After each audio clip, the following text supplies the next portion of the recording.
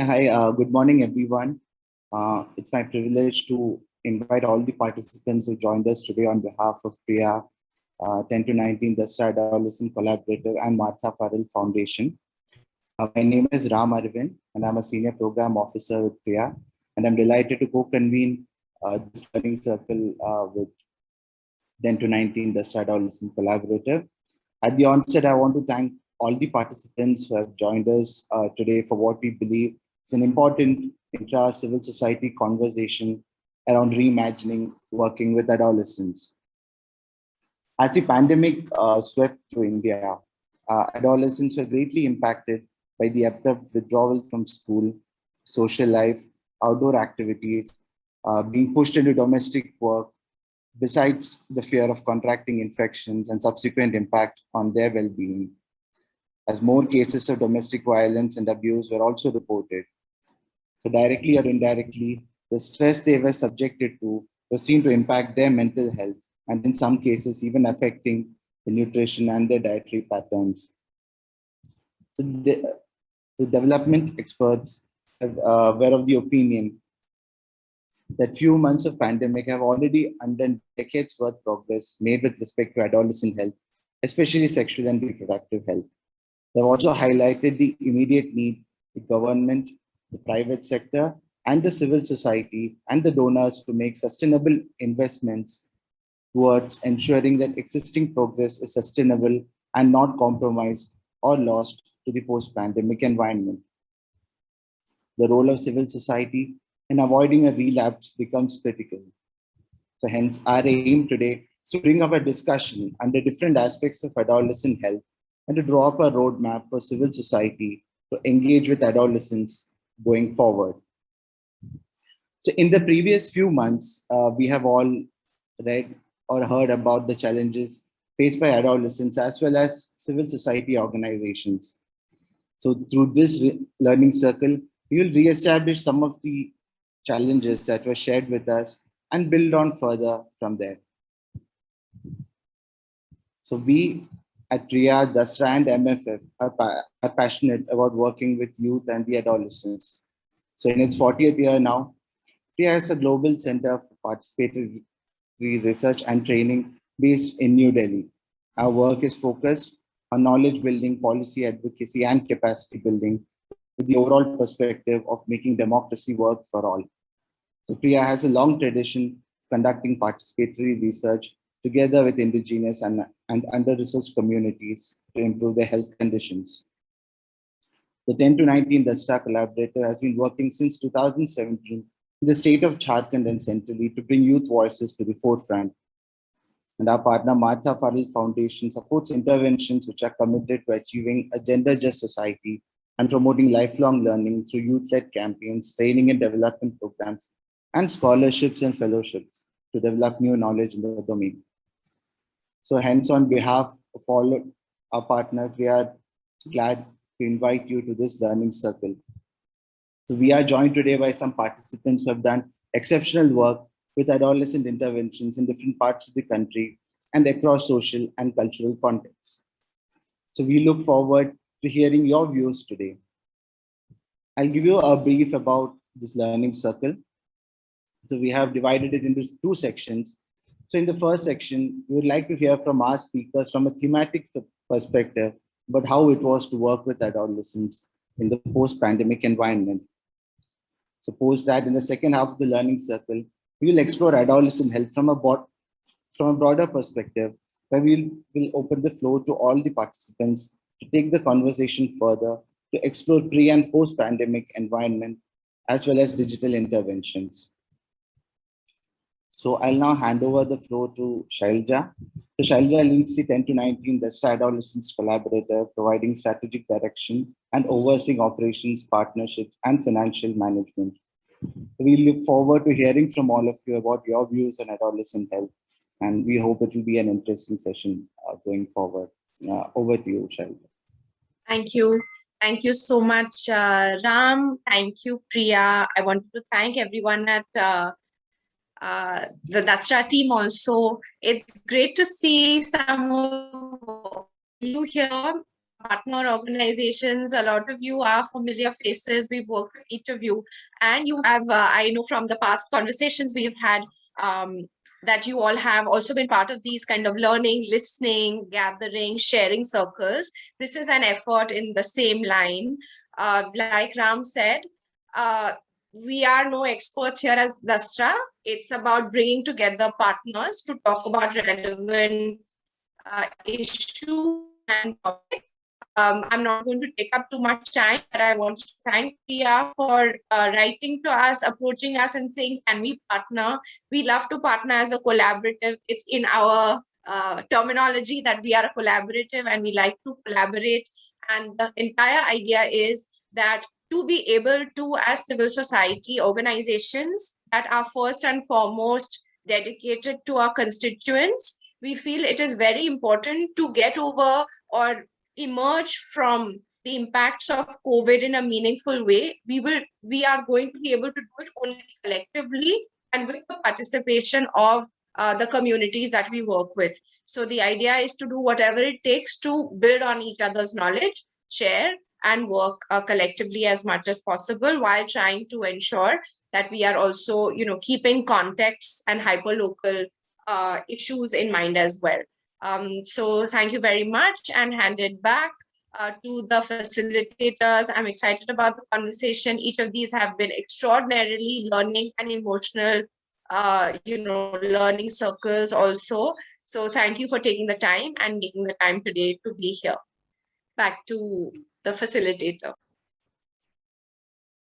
Yeah, so we will now enter the first section of this learning circle, where we will explore adolescent health from a thematic perspective. So we have panelists who have joined us to talk about mental health, sexual reproductive health, nutrition, violence, and child marriages.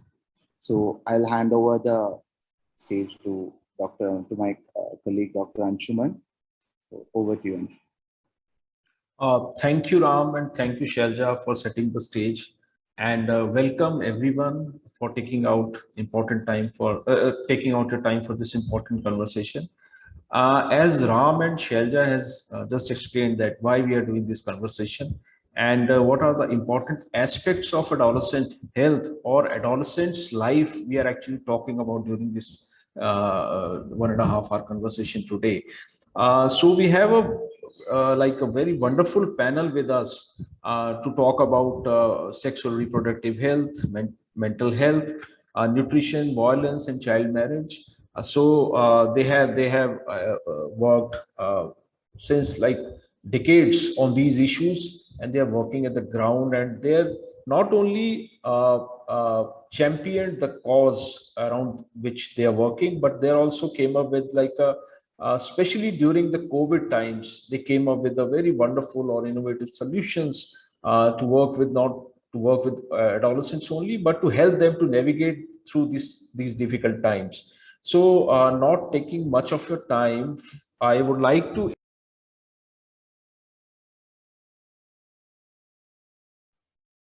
Anshuman, you're on mute. So we would like to invite our first panelist, Dr. Indrani Bhattacharya. Indrani Bhattacharya is the Chief Executive Officer of CINI. By education and training, she's a social scientist working in the development sector for last 21 years. She has done her PhD in social anthropology and led many programs on child, adolescent, women health and nutrition issues, as well as participatory governance and community partnerships. So today, Indrani Bhattacharya is talking about sexual reproductive health and rights. So Indrani ji, welcome to this conversation. And we are going to listen from you about two things, like that how can civil society work towards sustaining the progress made in adolescent sexual reproductive health and rights in the previous decades, and which stands the risk of being undone due to the pandemic. And the second is, how can civil society organizations, government and the private sector build synergies to work cohesively on this issue? So around these two questions, we want to listen from you, like we want to hear from you that how CINI has worked around these issues and how CINI has came up with a very like a community-led meaningful solutions to take these sexual reproductive health and rights thing forward.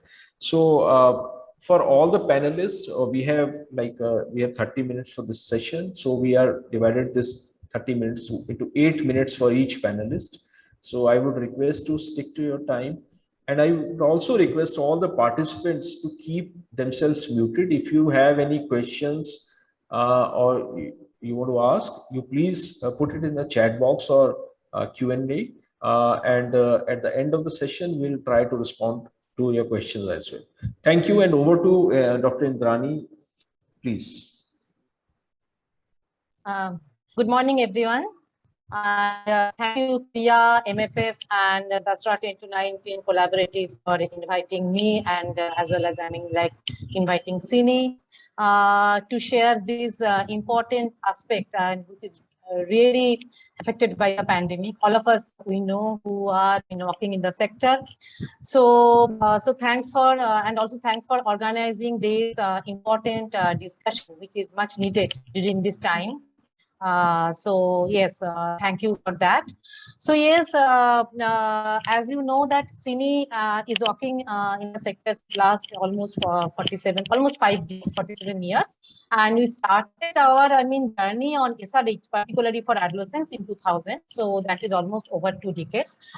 And as SRH is a core, area of Sini's adolescent interventions and knowledge and skill building of adolescents and young people on SRH is a core component of our adolescent empowerment process.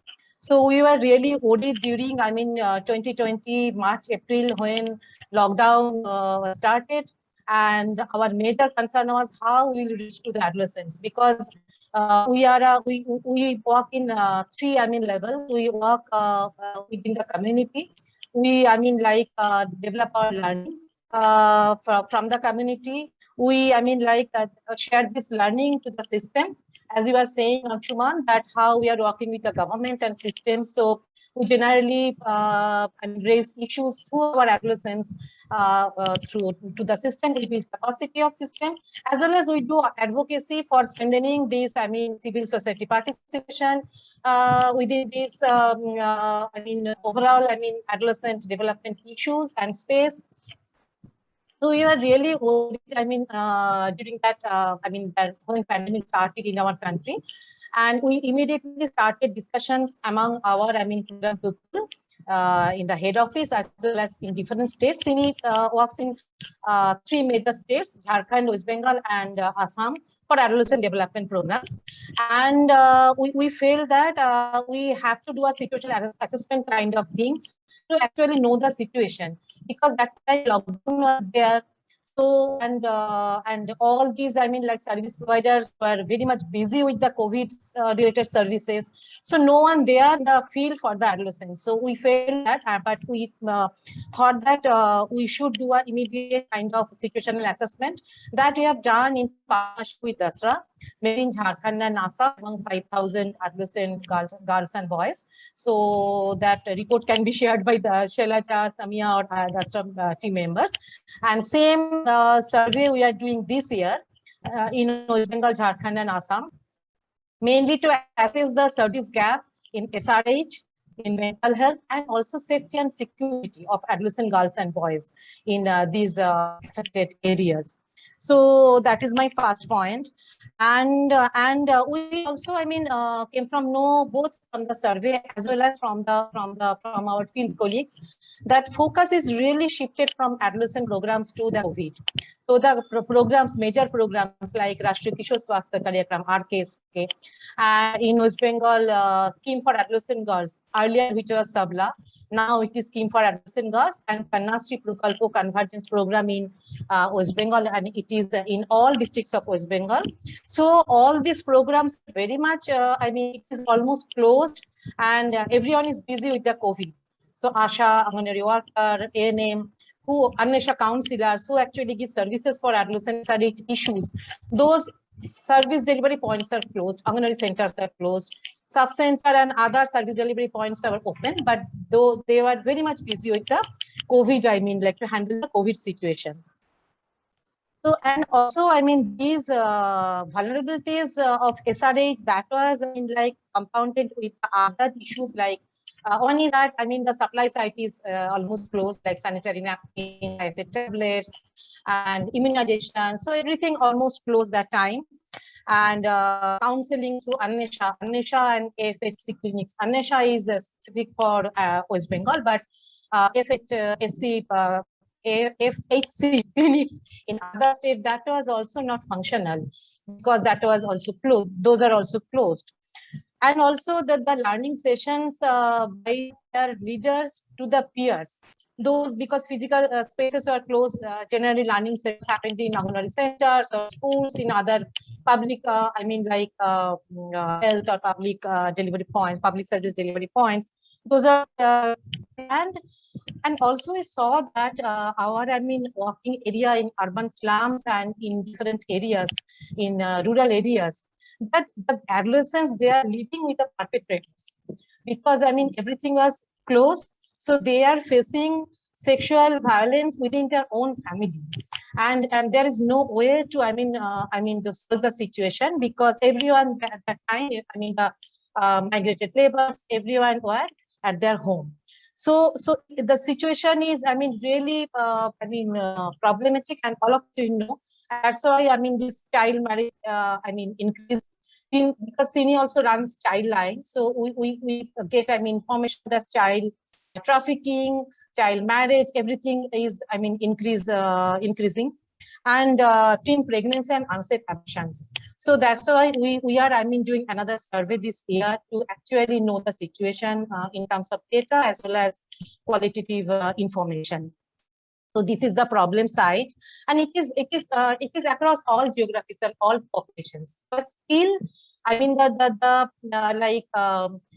most vulnerable among the vulnerables, like street connected children, like, I mean, the adolescents whose, I mean, parents are jobless, and sometimes the adolescents, girls and boys who are under special needs. So those are among the most vulnerable, but generally the adolescent SRH, issues, services are disrupted and vulnerability increase as a result. So that is the problem side. As we also want to, I mean, we are here to, I mean, discuss on some solutions, how we can work together, how we can mitigate the issue. So, so for that, I mean, sorry to interrupt you. 2 minutes. Yes. That's why I'm just, I mean, almost in the end of my discussion. So we felt immediately that, I mean, we should reach adolescent girls and boys immediately through digital spaces.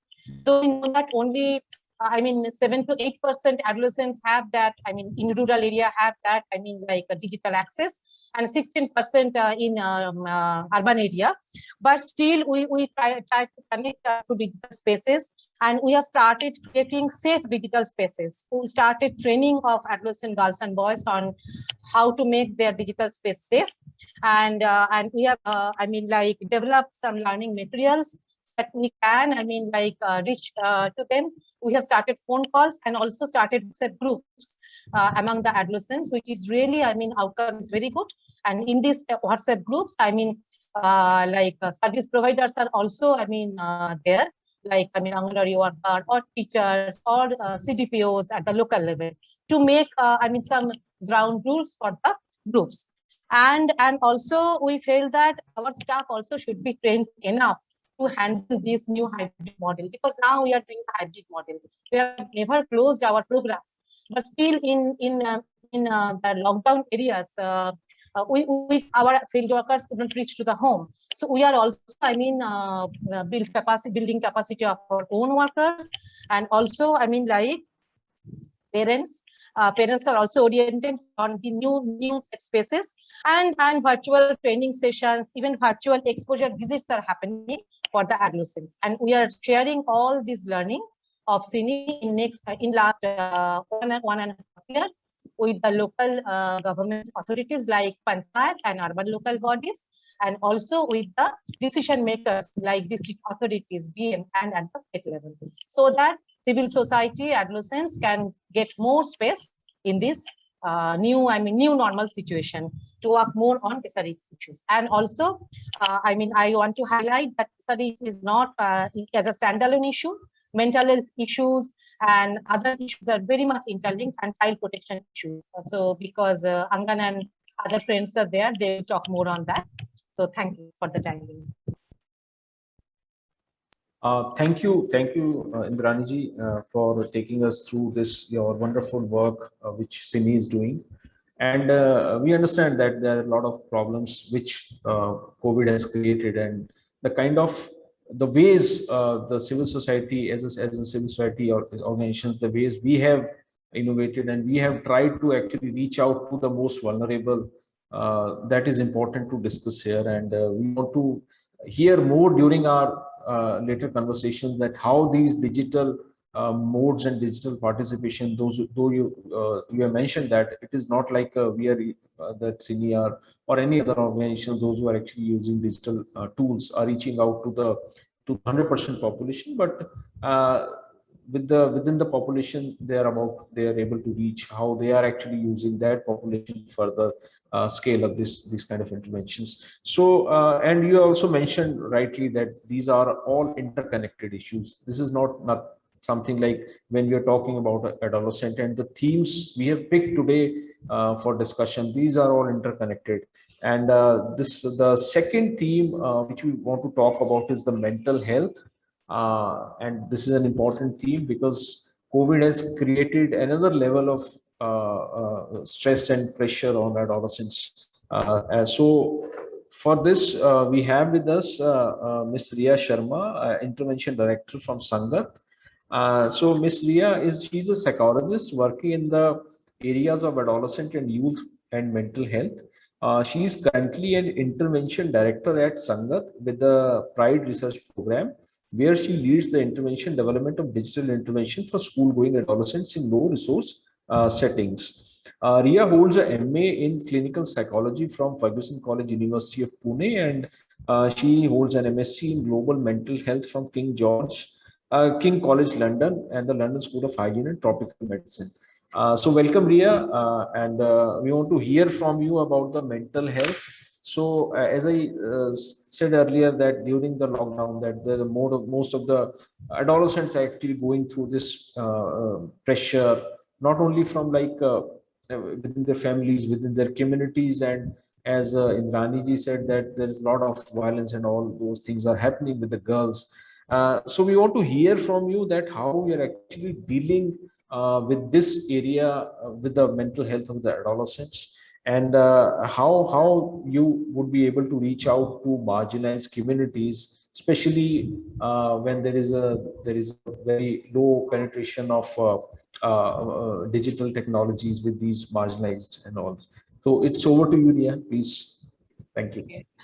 Great. Good morning, everyone, and thank you so much for having me, first of all, and also having Sangat. So everyone, Priya, Dasra, MFF. I will try and use my 8 minutes judiciously, so please cut me off if I've gone over time.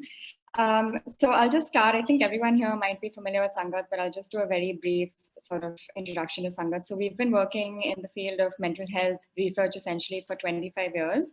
And what Sangat does is uses a public health model where we understand that we can't have, mental health specialists everywhere to attend to all problems. So we work with non-specialist health workers, or what we call lay health workers, and we train them in certain interventions, and we work across a range of mental health issues all across the lifespan. So that's everything from working with very young children, from like autism spectrum disorders to alcohol and substance use, to adolescent mental health, dementia, etc., going up till, the geriatric population. So specifically for adolescent mental health, which is where I come in, Sangat has done multiple projects on adolescent mental health over the past several years. We worked in different states, and essentially the way that we work with young people is you have to access them where it's easiest, which is schools for our population, for the 12 to 18 population. So we work with schools in Bihar, Goa, Delhi, Bhopal, a couple of other places. And what we do is we run school-based programs. So we put our staff in schools, and these are mostly schools in areas that don't have any other access to mental health. So there are no school counselors, mental health is often an alien concept to them to begin with. And we try and tie up with government organizations. So for example, in Delhi, we were working with the Delhi government and they had given us schools. In Goa, we work with the Archdiocese Board of Education. So schools that are essentially run by the church. And in this way, we're able to have a larger impact as well, because there's some accountability taken and it's easier for us to sort of, have an MOU and work. So that's sort of how we work with young people. So the Pride project that I was working on is now sort of 5 years old. And essentially in the beginning, obviously it was a face-to-face intervention. We didn't have any digital component. We didn't see the need for it. The adolescents that we reach out to are from underprivileged backgrounds, like I said. And for them to sort of be able to use a digital intervention, obviously we thought that would be really difficult.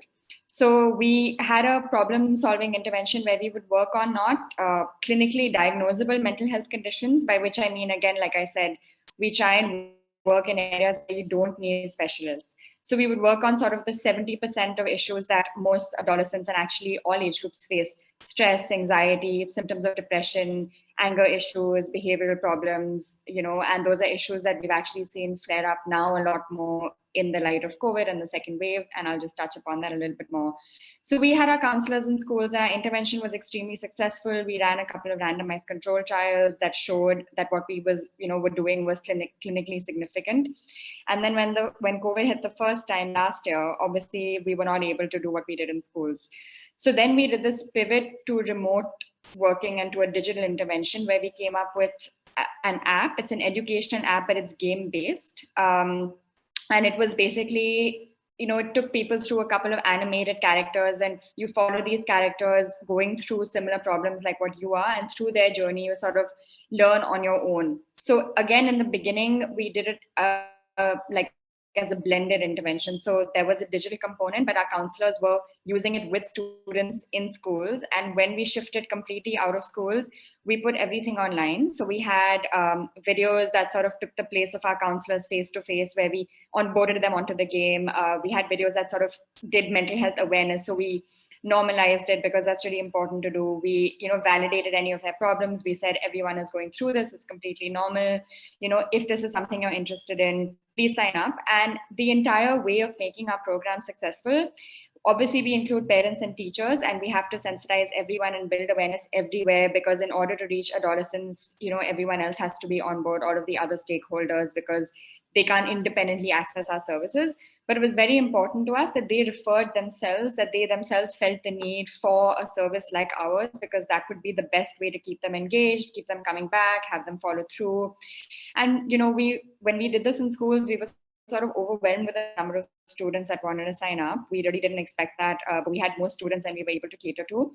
And when we did this online, we saw the numbers dipped quite a lot. And, I think some of the reasons for that were, obviously, we had eligibility criteria. You had to be able to access either your own phone or a parent's phone, to be able to download the app and use it.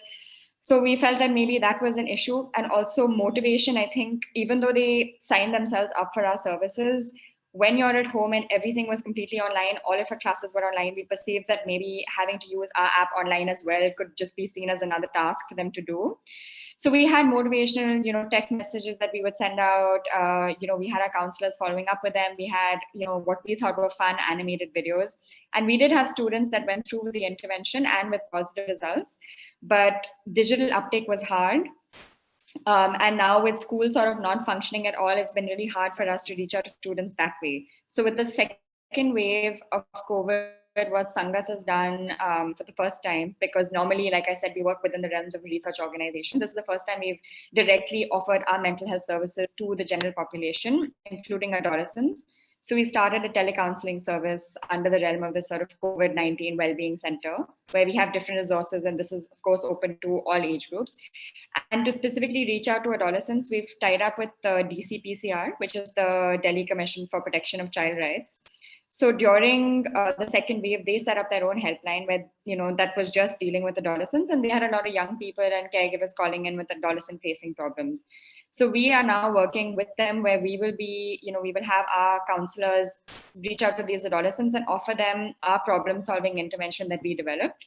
And we will offer them either the app or not face to face, but personalized one-to-one telephone counseling services, whichever one, the students want, whichever one they're eligible for, whichever one is easiest, but we will make sure that their needs are sort of tended to in this way. And so this is the way that remotely and by tying up with other organizations, we're trying to increase our reach. And we've also just partnered with the Live, Love, Laugh Foundation. So when you asked about how other organizations can help, how we can sort of all come together and, you know, pool in our efforts. Obviously, we provide the mental health expertise and all of that, but we, you know, rely on other organizations for reach in terms of like advertising, reaching out to a wider population, and also for funds because you know, that's how it's easier for us. So with the Live, Love, Laugh Foundation as well, we're advertising our services, and we, you know, including for young people, and we hope to be able to cater to more of them. And we've also done trainings for a couple of adolescent and gender-based organizations, like for Kriya, where we've trained their staff on how to specifically work with young girls, you know, and of course, like Dr. Indrani said, issues of sexual reproductive health, mental health, they all tie together. You know, it's very hard to isolate one from the other. But with mental health, we've seen just, you know, increasing isolation, anxiety, staying at home a lot, much less socialization with your peers, have all come across as mental health issues. And they're all issues that are, you know, this sort of basic problem solving intervention where caters to really well. So I'll just stop here if there are any questions. And this is just sort of a broad way in which Sangat has worked towards working with adolescents. Thank you, Riya. This is very important work you're doing. But again, you have highlighted the problem of inclusivity of your the kind of work you are doing, and especially accessibility of digital devices and all. But this is important. Indrani ji also mentioned, and you also mentioned that parallelly you're also doing capacity building of your own staff and capacity building of other civil society organizations. I think this is an important area of work we need to think about, like if we want to reach out to and scale up our interventions more. So not taking much of your time. So thank you very much. So now we are going to invite Ms. Rama Shyam. So here now we are going to talk about the nutrition issue, because this is also an important issue for the adolescents, and especially during the last 1.5 years due to lockdowns and due to issues of like people are actually losing their jobs, and there is a lot of migration from cities to rural areas. There is a like nutrition is a very highlighted issue, and we need to talk about more about this thing, because most of the Anganwadi centers stopped working. They are not getting adequate food. Some of the states have tried to take the dry ration to the beneficiaries to their homes, but that is not sufficient, I think. So we have with us Rama Shyam. Rama Shyam is the director of Sneha Adolescent Health and Sexuality Education Program. She holds a doctoral degree in social sciences from the TIS and has over 15 years of experience in both grassroots and international organizations working in the development sector. She also co-founded Seher, a youth-led organization working on peace education, sexual and reproductive health rights, leadership and citizenship in Mumbai. So it's over to you, Rama. So we want to hear from you, especially like how how your organization Sneha has focused on bridging the gap for this nutrition issue, and how you have supported the civil society organizations, and how you supported the community in reaching out to adolescents. Thank you, Anshuman. Just tell me if you can hear me clearly. Yes, yes. There is some surround sound with my child taking classes, etc. Oh, it's okay. We are talking about children, and we should bear them. we should respect their space. Absolutely. Yeah. Thank you, Anshuman. Yes. So I think I'll take off from where Riya just left. Riya talked about the mental health concerns, and I would directly connect issues of food insecurity. And we realized that during a short qualitative inquiry into psychological stress among adolescents during this pandemic, the COVID-19 pandemic, we realized that food insecurity was one of the biggest stressors that young people and their parents talk to us about. Yeah. We realized that nobody was actually talking to us about the coronavirus. Nobody wanted to talk to us about COVID-19, but they really wanted to talk to us about food at the end of the day. Yeah. Or 3 meals, at least 3 meals, at least 1 meal a day. Yeah. And I think it's as grave as it can be, and it will only worsen because we have still not seen the gaps being bridged at the level of the government or the state in a constructive manner. Bringing me to the adolescent nutrition, some hard data or facts that we have from over the last at least 2 to 3 years. Sorry, Ria, you see Hindi and English? Sorry, yeah, sorry, I'll not, there's some chat popping up, so no problem, yeah. So according to the Mumbai district fact sheet, the NFHS fact sheet from 2019 and 20, we see that the fact sheet posits that 54.7% young women in the 15 to 19 year age group remain anemic. This is 2019 and 20. Similarly, if you look at the Comprehensive National Nutritional Survey undertaken in around 2018 and 19, even there we find that 24% adolescents have a very low BMI. Now, cutting back to 2020, the Global Nutrition Report once again emphasizes India's position vis-a-vis food insecurity, which will only become more and more serious. Now, where does Sneha feature in all this? At Sneha, nutrition as one of our flagship interventions, I would say, in terms of health across the spectrum of age group, especially for adolescents, we see that with our intervention, very targeted intervention on anemia reduction, in 2019 and 20, we could bring anemia, the number of anemic adolescents down from 49% to 26%. Especially for girls, right at the onset, we had found 55% girls to be anemic. After the treatment and the intervention, we found that there was a reduction, straight reduction by 20% only among girls and 23% overall. Now, this is from a cohort of close to 1,000 adolescents, yeah, who were tested for anemia. Now, if we look at this, there was no way for us to ascertain whether the people who had turned non-anemic were slipping back into anemia during COVID. And this is when we realized that restricted mobility really restricted our anemic intervention. Sorry, there's a helicopter up there, Anshuman. Yeah. Yes, so I'll keep myself very brief. Yeah.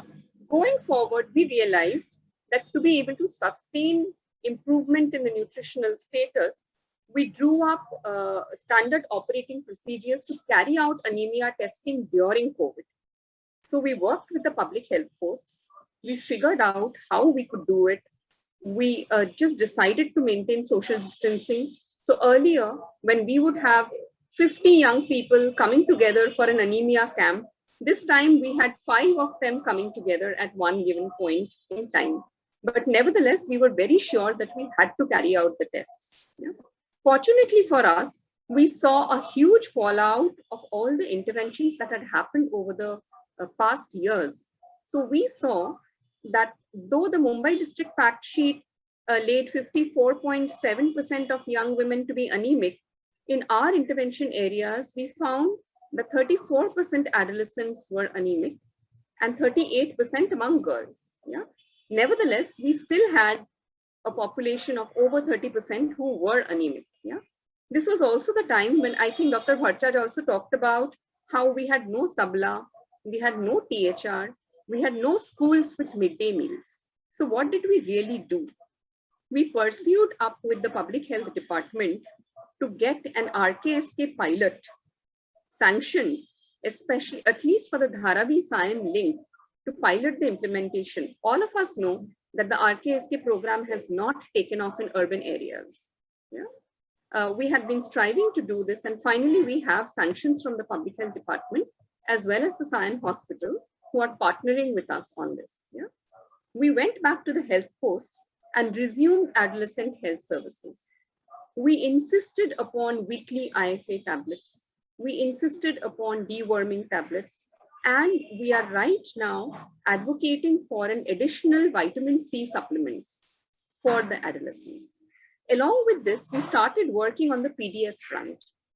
Now, Anshuman, I remember you talking about the PDS and the supply of food grains. We realized that there were so many people, especially migrant families, who did not even have ration cards. And that's when the scheme had set in.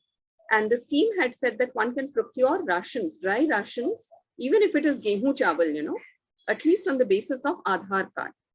We insisted, we built capacities of people within communities. We built capacities of cadres of volunteers, especially young volunteers, who could keep a watch on supply through the local ration shops. We mapped 100 ration shops all across Bombay. Right now, they are functioning really well because we got PDS officials to interact directly with community members through online and virtual meetings, where they could directly address their problems and also at times penalize ration shop owners who were not compliant. This is one aspect. Secondly, we realized that just gehu chawal will not work.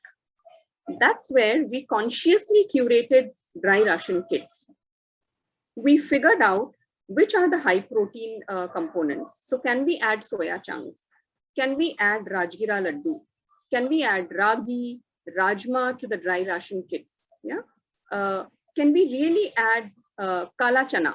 So these were ideas that we pulled together, and we ensured that at least the Sneha dry ration packs, which were distributed across, say, 30,000 families, would contain some of these micronutrient-rich food.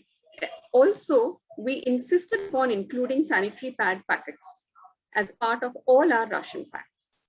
Lastly, what we did was we got our youth volunteers to create their own videos to explain nutrition, consequences of anemia.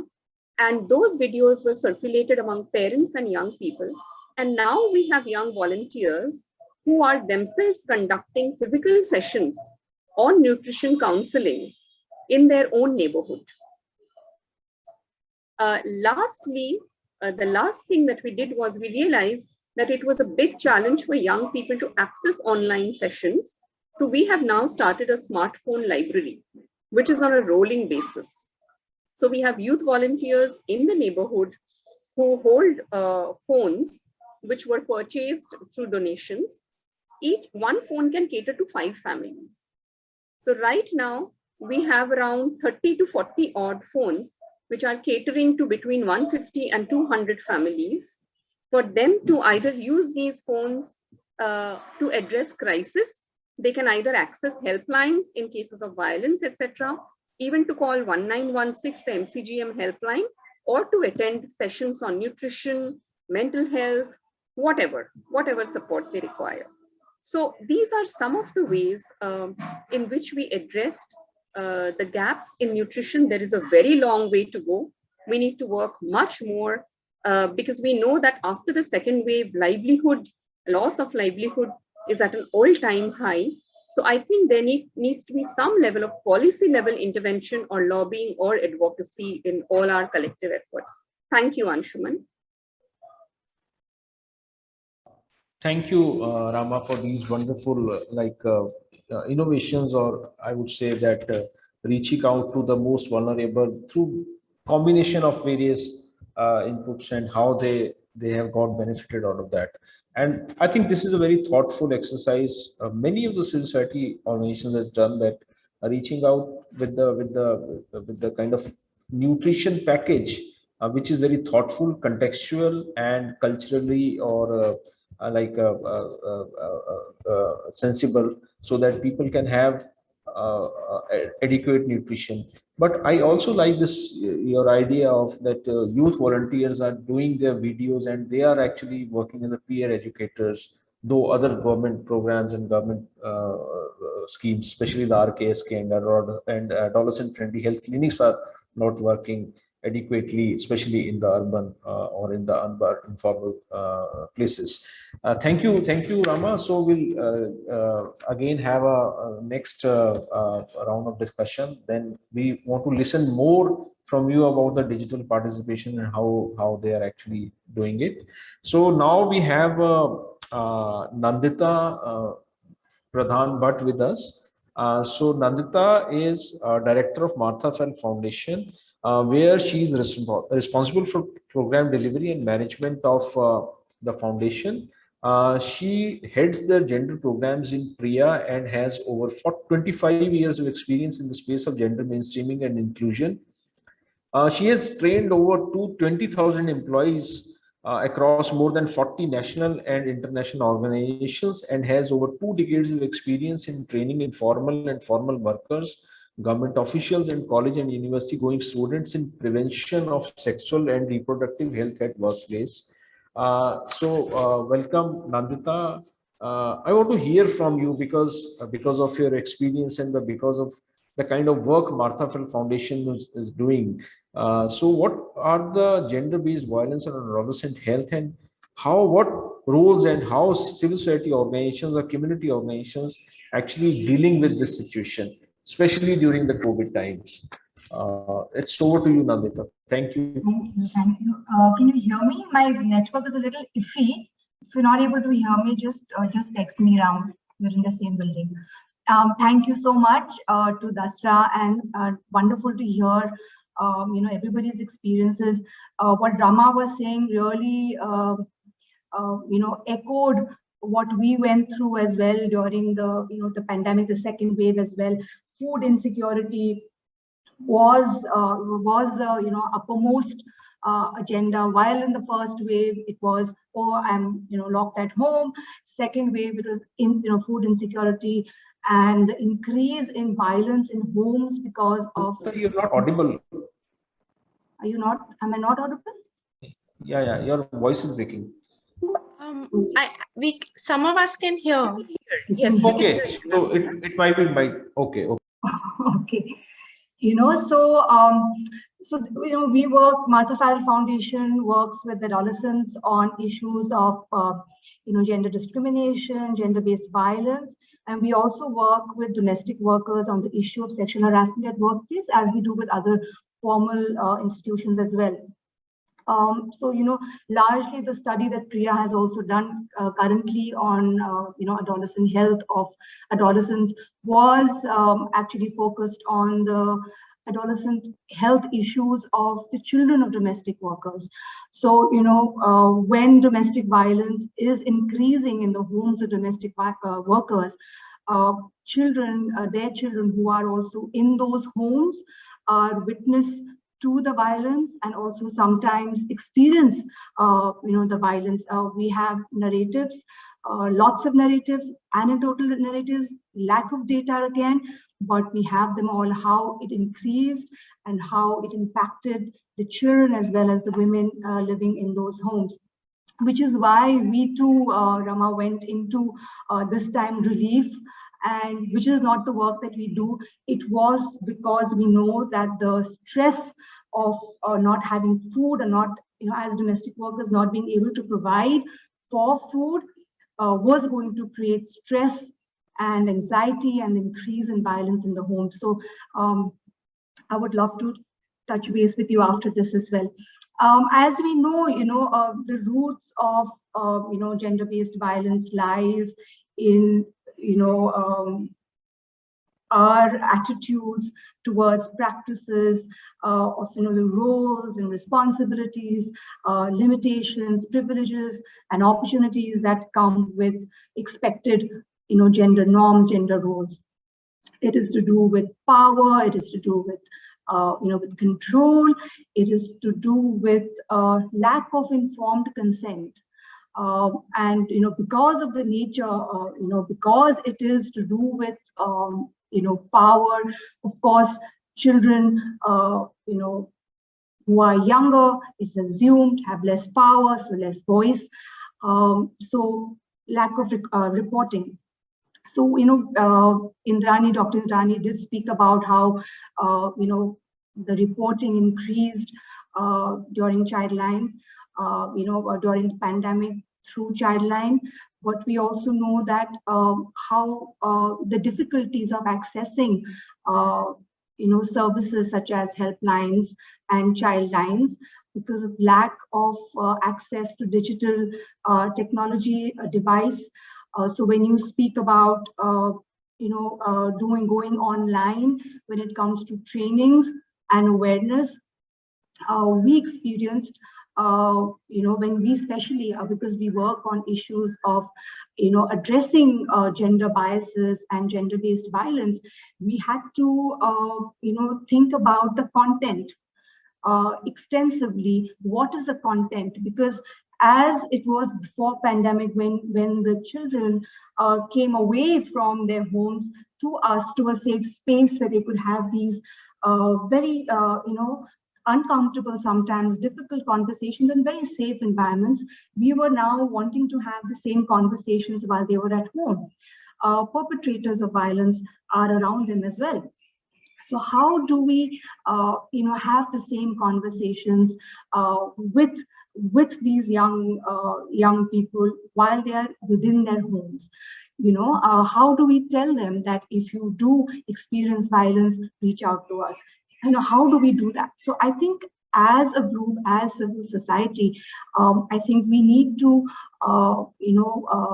start, also talking about what is the methodology. We all went into online, but like you said, who has access to the technology?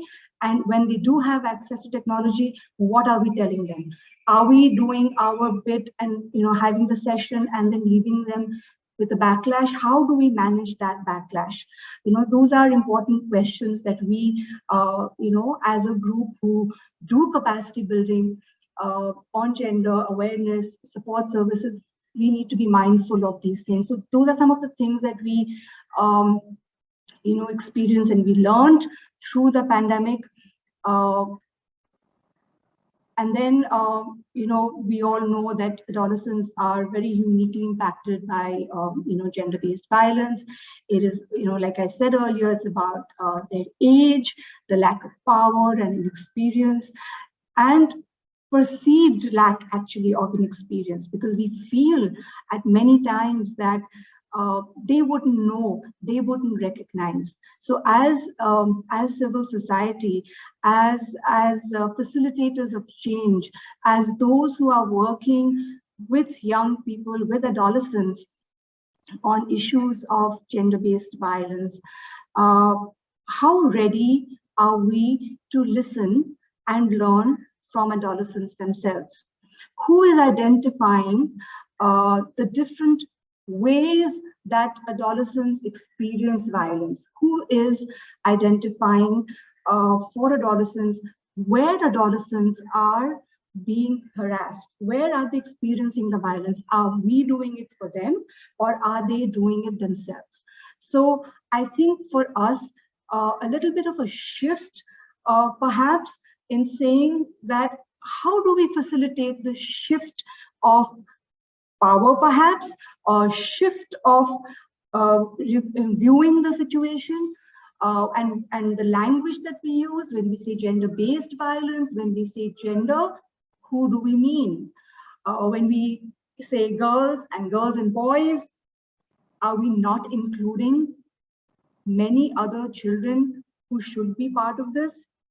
Who is going to do that? So as a group who works with adolescents, how do we make our own language more inclusive, and so that, and then we help young people, adolescents, to also expand their definition, teach them acceptance, teach them about relationships. That is so important. So the power that that we speak about is what they learn at this age, and how they learn to negotiate power, how they learn to draw boundaries, how they learn to communicate consent, how they learn to communicate no must be loud and clear, shifted to say your yes must be loud and clear. They learn it now. And as civil society, as people who work with adolescents, it is very important for us to help them develop this thinking. A training we were doing the other day, someone from the school management, asked a question to say, a child in the bus threw up all over the clothes. So the caregiver took the child to someone else's home, changed the child. The child went home in someone else's t-shirt, just a t-shirt. So the question to me was, should the parents have raised a fuss? I said, I would have raised a fuss. I would have raised a fuss. So, but more than that, did we ask the child? The child is 4 or 5, it doesn't matter. Did we ask the child, how comfortable are you? Would you like to be changed? Or why was the child not speaking? Was it fear? So why I am saying this is because the trust and how they negotiate and how they understand someone who is supposed to be their caregiver, the relationship with their caregiver this is when they learn. This is when they learn, and it continues. And because we work on issues of sexual harassment at workplace, we can see it. We can see it begins very, very early. We are not able to speak about sexual harassment in the world of work today is because that is what we have learned many years ago. So our relationship with the adolescents that we work with the children that we work with, is a professional one. We are not their parents. So how do we really bring that in? How do we bring that professionalism into the relationship that we have with adolescents that we work with? I had a couple of more points as a society. Can you please conclude in 1 minute? So, yeah.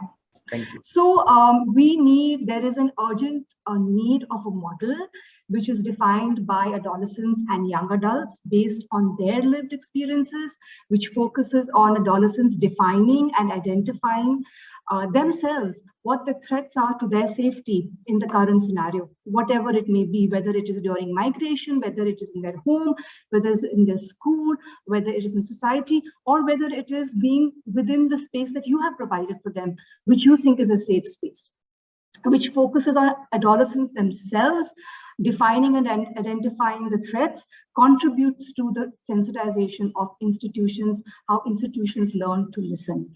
I am going to leave you with a small study that findings of a study that the adolescents that we work with conducted on their own. So Martha Farrell Foundation, through its Kadam Badhate Chalo program, works with adolescents and young people to design programs and campaigns on ending gender-based violence.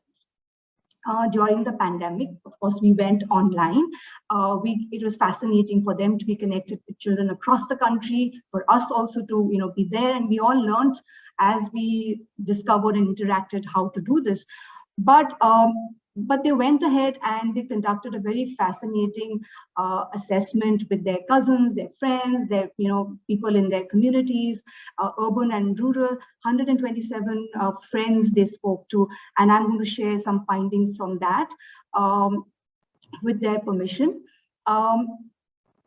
Gender-based violence, they said, results in trauma, loss of confidence, and lack of opportunities, and the lack of confidence to access opportunities. There is more nuanced data as well, but I'll just tell you broadly. Most instances of sexual abuse and harassment have been noticed in public places and on social media.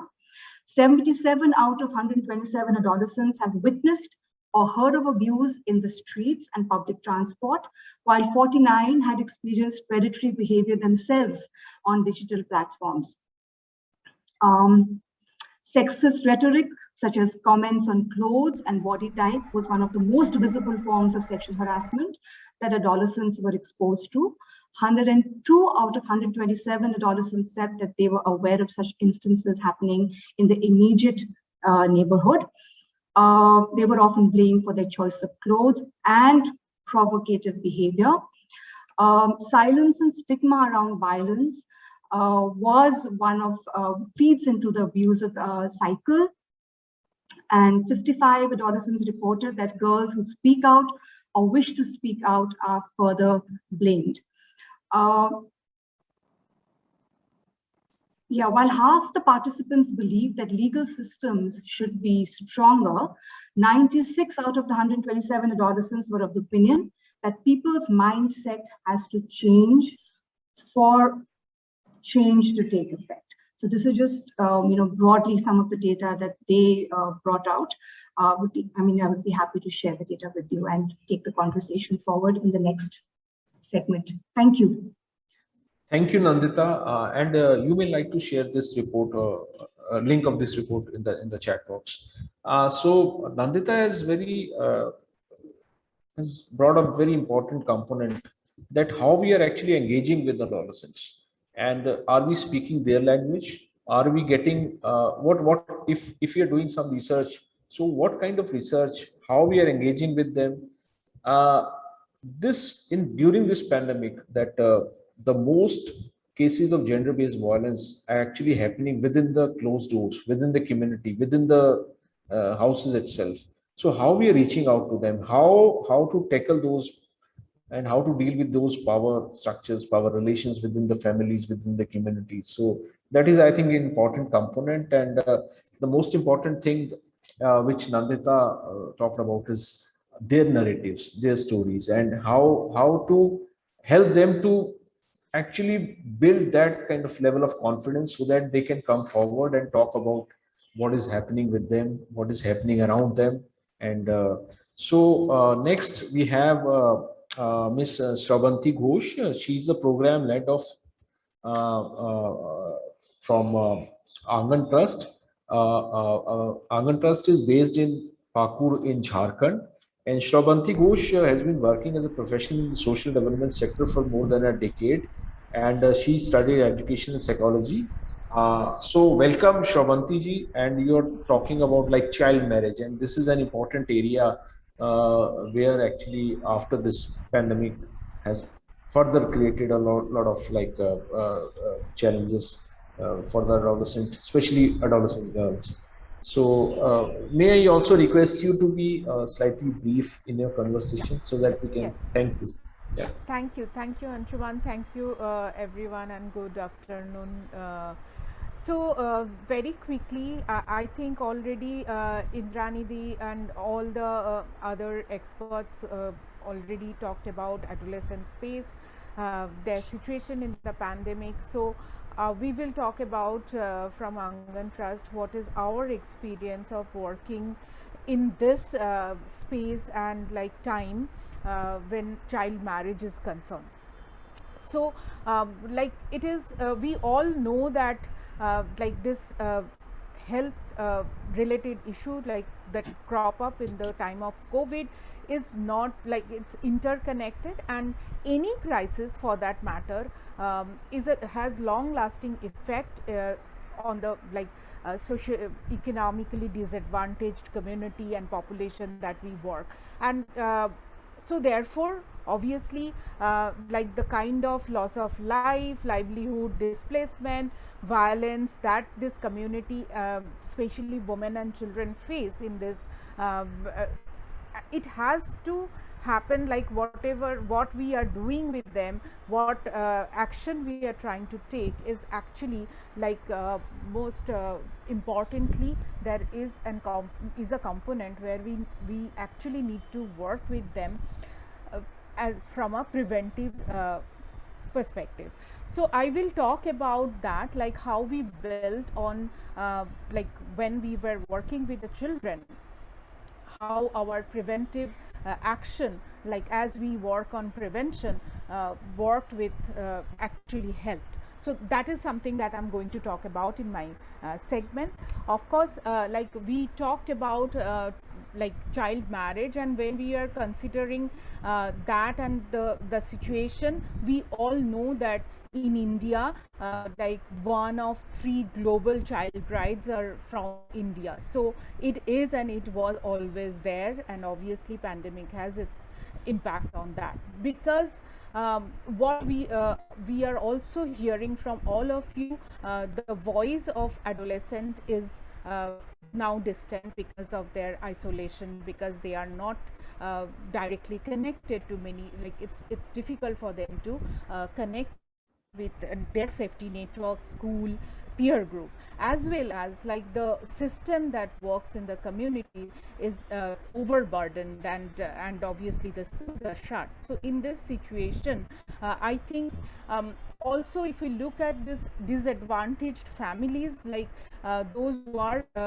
trying to cope up with the situation that cropped during this COVID situation, what we have learned from our experience from the field, that it is an easy time to actually arrange wedding and marriages for the children, because the cost is less. So it is also like kind of a local knowledge that we are gathering, that like they don't need to pay much of dowry. For example, when we were working in Bihar, like they had to like pay 25% of the actual dowry they generally pay.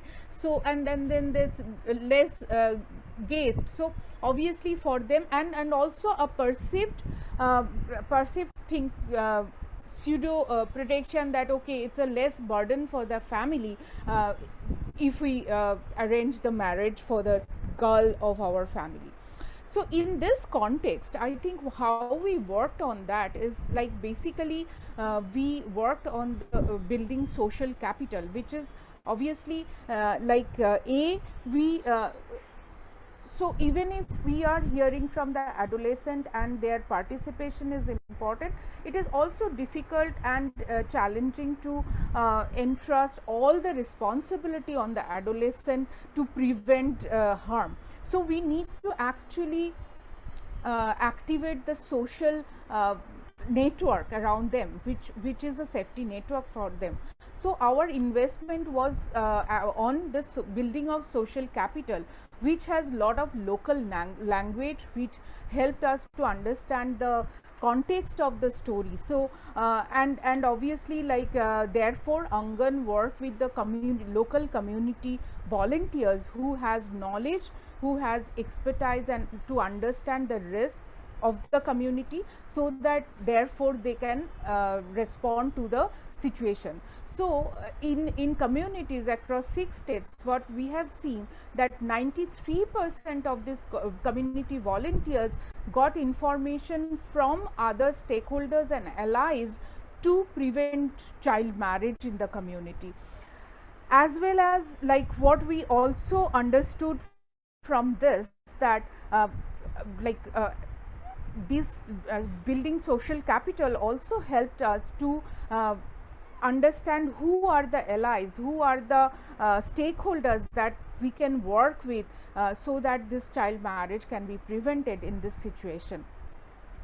Also our community volunteers, they developed a social whisper circle, which is a group of community women who are the eyes and ears of the community, who helped in understanding and getting the information, where all other channel of communication during lockdown is not easy and like easy to access, and even the adolescent reaching out to people. So so our in our intervention, we train the community, and we actually created this safety network to prevent child harm. Also, I think the most important thing that we have experienced, that the power of negotiation and dialogue to actually prevent this kind of harm, which is maybe child marriage, violence, and other serious harm against the children. So negotiation and dialogue, it is critical, because as we know that like we need to understand who are the person, the decision maker in the family with whom we need to negotiate. So this early decision making stage, if we can actually negotiate with the family, then the result of preventing child marriage is much higher than other.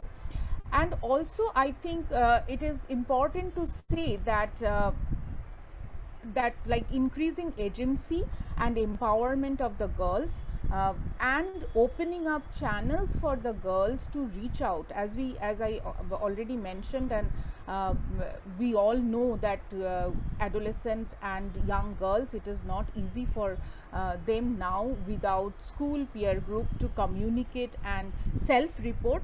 Whereas like also we started like through digital platform or help like support line, how they can communicate to others like who are important stakeholders to them or support group to them, so that like they reach out to people, and they know that how to negotiate, and they are empowered to understand their risk and have agency to reach out and prevent their crisis.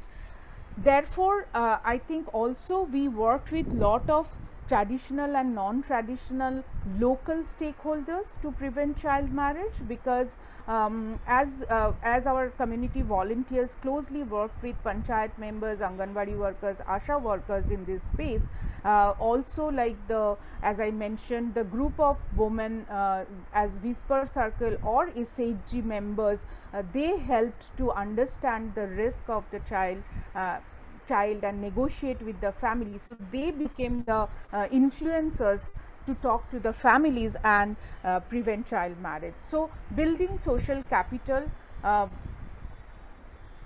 actually looking at things from the preventive mode and start working with the family and the children much before the crisis happens, because any crisis, our communities are vulnerable, and we know that it is difficult for them to as every speaker talked about, like their ration need, health need, and handling kind of crisis would be critical. So preventive mode is really important and crucial here. Keeping it short, yeah. Yes, please, 1 minute. Just Yeah. last line, yeah. Thank you. I would like to add, I know. So I think, as I mentioned, in my work, like Angan's work, we have actually averted or 331 child marriage, which was like already like the family already have started talking about this, but our maximum success came when we actually came to know at a decision making level. So prevention is key, prevention is important, and therefore invest in social capital would be crucial for preventing child marriage. Yeah. Thank you. Thank you very much, Ravindra, and congratulations to Angan Trust for averting these 331 child marriages. As you rightly said, this can only be done by building social capital and bringing in community ownership to deal with such kind of situations. And I think Angan Trust has done a wonderful job in this regard. So we'll listen to you later during our next group conversations. So it is over to Ram. We are lagging behind time, so we need to catch up now. So. Yeah. Thank you, Anshuman, for facilitating the session. And it was very interesting to listen to all the panel speakers and what they had to say. So we really appreciate that. So now we are also mindful of the time. So in the meantime, we would like to open the floor to all our participants to kind of build on what has been said, or or whatever you want to share with regards to what we have been speaking about so far. So it's now open. So if anyone from the participants want to chip in at this point.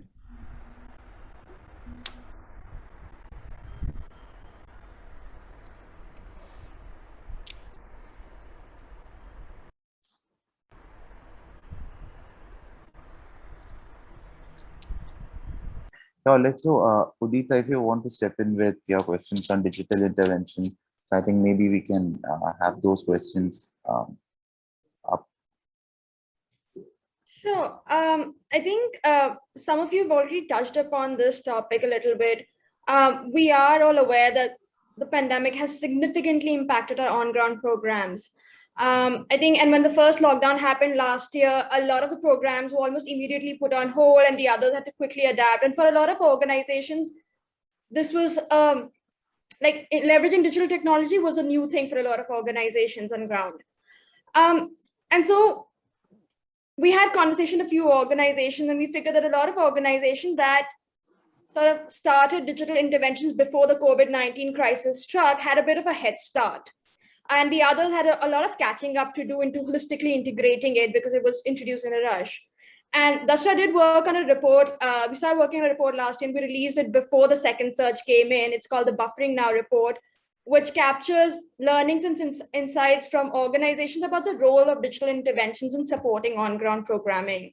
And through 10 case studies, we were able to offer some insights into the diverse ways in which organizations across sectors are leveraging these.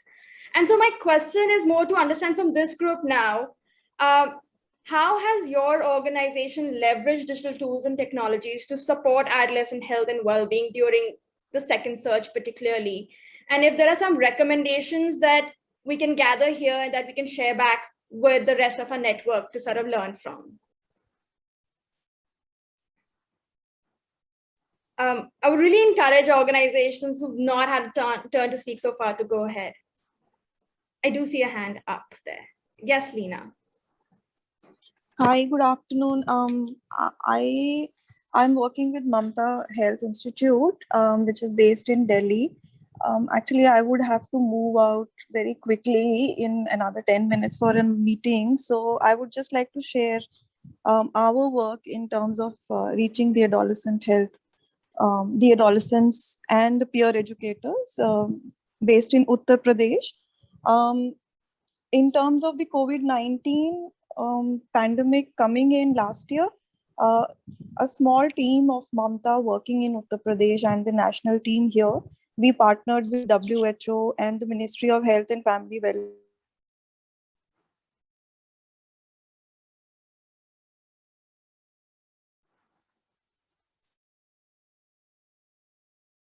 Hi, sorry, Lena, I think we've lost your audio there. We can't hear you anymore. Can you hear me now? We can hear you now. We lost about last 20, 30 seconds of your. Okay, so just to catch up on what I was kind of trying to say is that there are a lot of digital interventions going on, but the one specifically which I would like to share is on the RKSK Samaj. It is called, the name is RKSK Samaj, and this is for the RKSK peer educators specifically, giving them information and knowledge on the 6 themes of RKSK and what their roles and responsibilities are in terms of functioning as peer educators. And this application has been developed since December last year, and it's now in the field in 35 blocks of 5 districts of Uttar Pradesh. We partnered with WHO and the Ministry of Health and Family Welfare to kind of design the whole, the partnership model around the this digital intervention. And this is now in use by around 1,700 peer educators out of the 7,000 peer educators in the 35 blocks that we are intervening. So this is just to show that, Android based interventions are have their own limitations, but we've also observed that through the dashboard and the data which is coming into the Android linked application linked dashboard, that there are about 100 self-reported sessions with the peer educators have been kind of reported on. So what I'm trying to say is this is a linkage application. It is also a knowledge enhancement application, and it's also improving the reporting mechanism of the peer educators, which is it's kind of a gap area in the RKSK right now. So that's where the idea is to, what I want to share in this platform is that we really need to understand that along with the knowledge and the lockdown, the knowledge enhancement, the refresher trainings of the peer educators, the stopped functioning, the lot of health impacts and mental health impact that the adolescents and the peer educators are facing because of the lockdowns, the school closures, household burdens increasing. So I think this whole intervention kind of tries to address some of the aspects of the problem.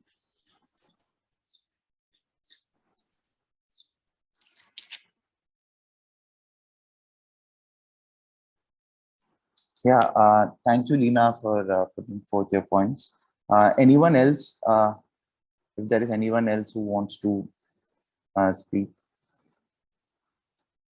So we have reached the last few minutes of this learning circle, but needless to say, I mean, apologies for overstepping time, but needless to say, the conversations are very enriching, and we heard some newer perspectives from people working across different thematics in adolescent health. There is, of course, a need to systematize, the learnings, the collective learnings that we have all shared and heard as part of this learning circle. So, as next steps, like Priya, MFF, and Dasra will be preparing, a systematized account of what we have shared today, and we would, of course, want to share it with you to hear from all of you what you think about it. So please do review the document that is shared with you, so that as an outcome of this learning circle, we can prepare a roadmap that will be beneficial in guiding civil society organizations working on adolescent health. And that is what we set out to achieve at the onset. So thank you to all the participants who took out time from their busy schedule to join us and offer your suggestions and your recommendations. I'll now pass on to Anshuman, please, to conclude. Yeah, Anshuman, you want to come in? Thank you, Ram. Am I audible? Yeah. Okay. Thank you, and this is a wonderful discussion, and thank you all the participants and all the speakers for taking out time and sharing your very useful and very insightful work with the adolescents. So, like few takeaways, I would like to highlight at the end of this conversation, that when we are working with adolescents, so it's important to have what we have just learned from these conversations, that community advocacy is an important, and civil society partnerships are actually the main thing which actually works at the ground. So not only building our own capacities, but also building capacities of the grassroots organizations and those who are actually directly working with the communities is an important component. The second is use of digital spaces and how we are actually negotiating with the owners of those digital spaces, whether in the family, whether they are parents, or whether in the schools, or whether in the communities. So we have heard a lot of examples that how this community mobile phone platform has created, and how actually adolescents are getting help not only for their education but also for the peer learning and peer education program. The third point is promoting inclusiveness. That is an important, and we also heard from all the speakers that unless there is a inclusivity within the overall program design, it would be difficult to achieve what we want to actually striving for. Then there is many of the organizations, those who have shared their experiences, they worked on both demand and supply side. So this is an important aspect of civil society work, that how to bridge this gap while dealing with both demand and supply side, so that with the communities with whom we are working and the adolescents with whom we are working, they would be able to get the due attention. Then many of us have used peer educators, community youth volunteers, and this is not only that we are using them or we are actually helping them to talk about various issues across which we are working, but is also creating a pool of citizen leaders within the community. And that, I think, that is an important component. And last but not the least is basically the methods of engagement, how to reduce those power relations, how to actually talk about those power relations.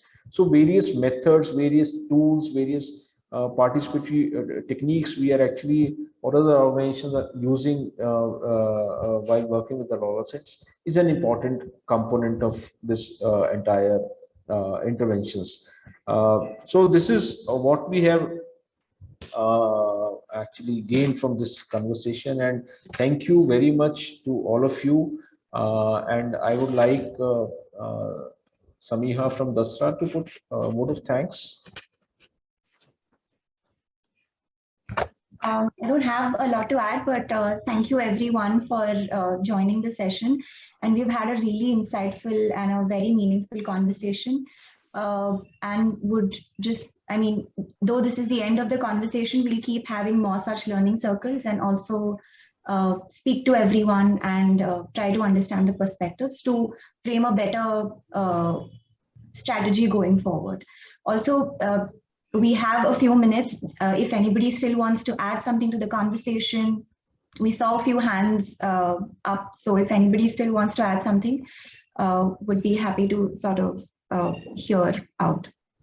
I think Anshu wanted to say something. I saw hands raised. Yes. Yeah, thank you, sir, for providing me this time. I know we are running out of time, so would just like to quickly add about like the mental health interventions that we did at Koppal, which is a very backward district of Karnataka. So here what we did was basically we were able to reach out to especially adolescents who had lost their parents due to COVID through our own community organizers, since they knew the context better for them. So it was actually very good for them to talk to those girls and bring their families again back to normalcy, because that is also one component that we realized. And another thing was basically that many of the children were, as one of the stresses was food, another was like parents have lost jobs, parents do not have any income. So at those times, many of the girls reached out to us like what we could do for our families in this time. So they were, we also guided them, and some of them came up with ideas of working at home, creating some products that has some market value. And they did try it. And when it came to like digital interventions, we were seeing like three kind of populations in the rural areas. One was basically who had phones but no tutors, like their schools and colleges were not running any kind of education content for them during this pandemic. One population was such who did not have any mobile phones, and another like was and another was also like, and it was basically for 10th and PUC. Now we are planning to basically reach out to them. So for children who don't have any mobile phones, we are trying to hire a teacher for them, say maybe at panchayat level, so that, or maybe at two places in a panchayat. That is what we are planning now. And another thing that for children who have mobiles and no tutors, we are trying to get some online teachers for them and connect them, in digitally. So this is what I just wanted to quickly add. And every year for the nutrition thing, we also distribute seeds in the rural area so that children actually start, have this habit of having a small kitchen garden, like say palak and methi, some, iron-rich food they can grow themselves and they can consume. So we are also working on these components. It was wonderful listening to everybody today. Thank you for the time and opportunity.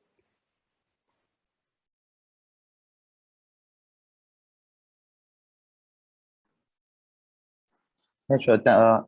Thank you. So I think we have now reached our time, and we look forward to connecting with you once again for more such conversations in future. So thank you everyone for joining. Thank you, everyone. Have a good day ahead. Yeah. Bye-bye. Thank you. Thank you. Bye. Thank you, everyone. Thank you. Bye. Bye. Thank you.